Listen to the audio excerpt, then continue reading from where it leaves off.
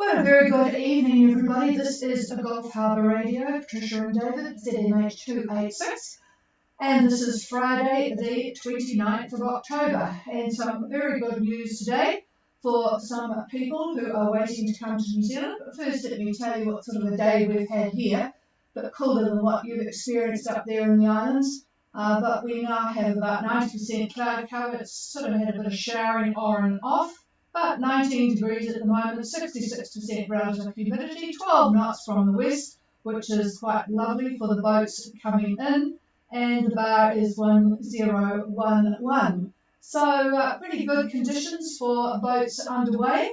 But first, let me tell you about the good news. For those people that are patiently waiting for New Zealand to make up its mind, you'll be pleased to know that the MIQ requirements that currently are 14 days have been reduced to 7 days from November the 14th. So as long as you can sort of work yourselves into coming a bit later than what you would normally come, all is looking good. I have been in touch with Customs. They have not made any announcement for boats yet. But given that if you fly in, you are now into a 7-day quarantine period, what happens is you will get tested 3 times, day 1 or day 0, whatever it happens to be, day 3, and then a rapid antigen test will come on day 6 or 7. And then you home isolate, and a PCR test like you had before you left is on day 9. And of course you get cleared if negative. So all is looking very good. Presumably the home isolate would be a stay on your boat. But going from 14 days to 7 days is really, really useful. And in fact, probably because they are absolutely running out of MIQ facilities, so they needed to do something. And in addition, there are about 300 folk isolating at home already with COVID in the Auckland area. So any non-New Zealand citizen will need to be fully vaccinated to fly in after November the 1st. And quarantine-free travel from November the 8th for citizens and permanent residents in New Zealand from the islands of Samoa, Vanuatu, Tonga and Tokelau. So they will have quarantine-free travel. However, of interest is that Tonga now has their first case of COVID. Per courtesy of New Zealand, there was a repatriation flight, I think it was on Wednesday, from Christchurch to Tonga. Had a lot of RSE workers waiting to go home, had the Tongan Olympic team, which was still waiting, and they were tested negative before they left. The test was within the 72-hour period, but they were tested on arrival in Tonga, and the one person has tested positive. So that will be interesting. Next year, after 90% target vaccination targets have been met for each of the district health boards, then the MIQ stays for returnees will be phased out. So we are on the move for opening up, and as far as voting is concerned, for those of you who are waiting, you'll be pleased you did, because I presume, and I will be keeping in touch with Customs, and I'm sure it will come online shortly, that the requirements for people arriving by boat will be in line with those arriving by air. So stay tuned to that. We'll update you more on Monday. So sounds pretty good, but don't take this to the bank at this stage. China is now dealing with a very virulent new strain of Delta. 4 million people are now locked down in 11 different provinces, including Beijing, for 21 days minimum. So it's still not going to be much fun. Anyway, for you guys, if you can delay departing, that will be all good. Today we've had 125 COVID positive cases in New Zealand. 2 more in Christchurch, 4 in the Waikato, and 1 in Northland. So, what else have we got? Oh, there's been a big fire. For those of you around Port Generate, you probably got a bit of soot on your boat by now. There was a very large fire overnight destroyed the Bay of Marine, I don't know how to pronounce that, but anyway, the big super yacht facility. About $5 million worth of damage and 40 people now out of work. So that wasn't too good. But let's go to the boats. Well, we've got a good start for the weekend. Calypso and Castile behind them are now at the dock, the Q dock. Inverurie back on AIS at last, getting a shore station signal. So Inverurie is going to be coming in the dark. It's all easy though coming into Harbour. Brilliant places, brilliant lights. I mean, I'm just a bit distracted here because I've lost my AIS. Here it comes again.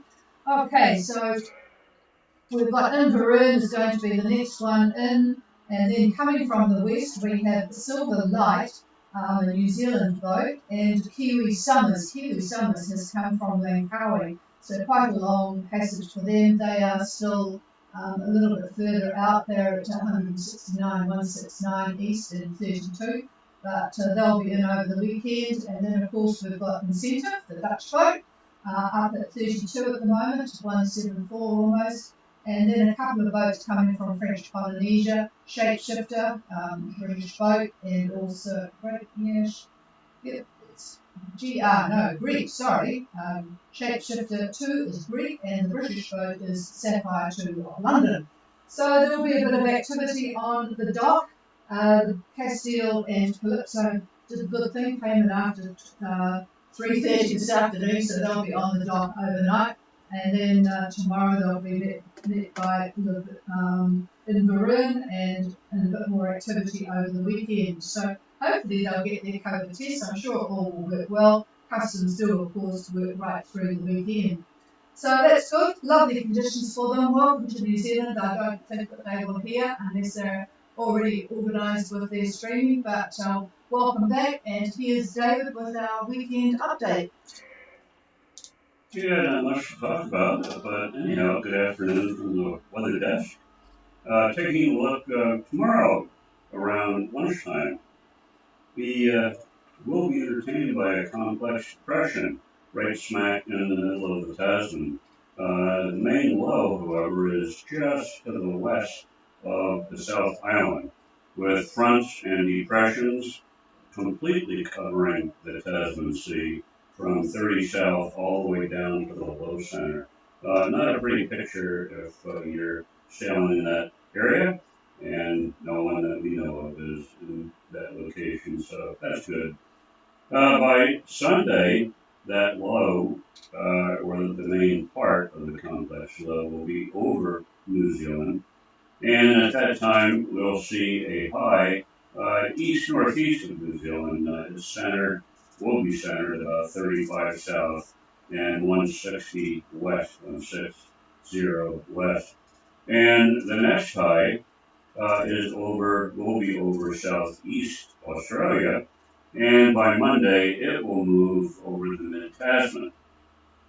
Weather today shows a low just to the west of Raoul, that's in the Kermadec, located about 28 south and 175 east, and it projects a trough north-northwest all the way up to Vanuatu. So up in the tropics, a trough lies over the Solomons, quite common this time of the year. Joining this trough is another, and it runs east to Tuvalu, on to just south of Tokelau, and it keeps going to the northern Cooks. So for those of you in Fiji, Fiji Met expects a weak trough to lie over the eastern parts of the group tonight. Associated cloud and showers will affect the eastern and southern parts of the group. So from night till tonight till later tomorrow, that is what the story is going to be. Meanwhile, an east to southeast wind shows, well, it will prevail pretty much over all Fiji waters, let's just put it that way. So east to southeast winds over all Fiji waters, open waters, that is. So the forecast to 6 p.m. tomorrow for, again, all Fiji waters, east to southeast winds 15 to 20 with moderate to rough seas. And further outlook through Sunday, expect easterlies 15 to 20, and again, moderate to rough seas. And when I say open waters, the reason I do that is because of all of the wind shadows that we have, yachts that are on typically the west side of the Big Islands get quite a bit of shelter from the islands themselves, and of course the winds usually typically are much less. But out in the open water, it's far different. So that's why I make the differentiation. I see a mix of winds on Monday. For the Lao group, for those of you that are there, east northeast 15 to 20. Over in the Toro Sea up to Vanuatu, and then all the way over to Kindavu, northeast winds about 15 knots. And up in the Osawas, that whole area there, much lighter air, east to northeast, about 10 knots. And that's all I've got. Nothing major to worry about. So I'll pass it over to the chief. That's good, and I would like some information if anyone can give it to me for the vessel Insatiable.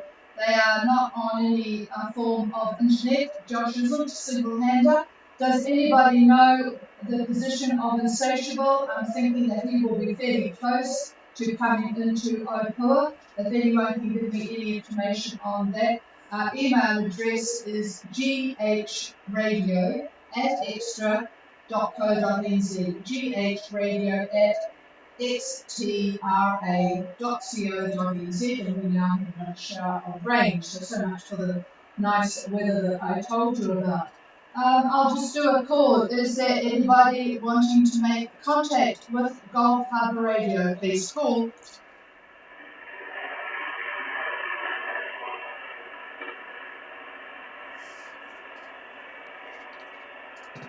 And on this different radio, is there anybody close to Opua who can give me information on Insatiable? Please come now.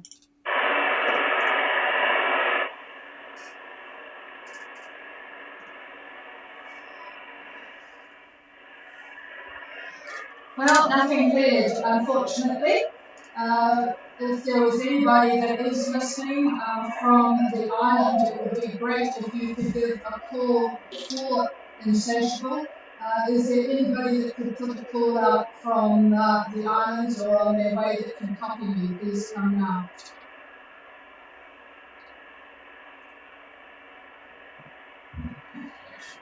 Nothing cleared. It's quite important actually because we need to keep customers happy with information, and at the moment we don't have any. Okay folks, nothing more heard. We will be back again next week. We are beginning to wonder about talking to ourselves and how long we should be continuing these broadcasts. But we will be here next week, Monday, Wednesday and Friday. So meanwhile, have a very good weekend and stay safe. Cheers everybody, Gulf Harbour Radio here.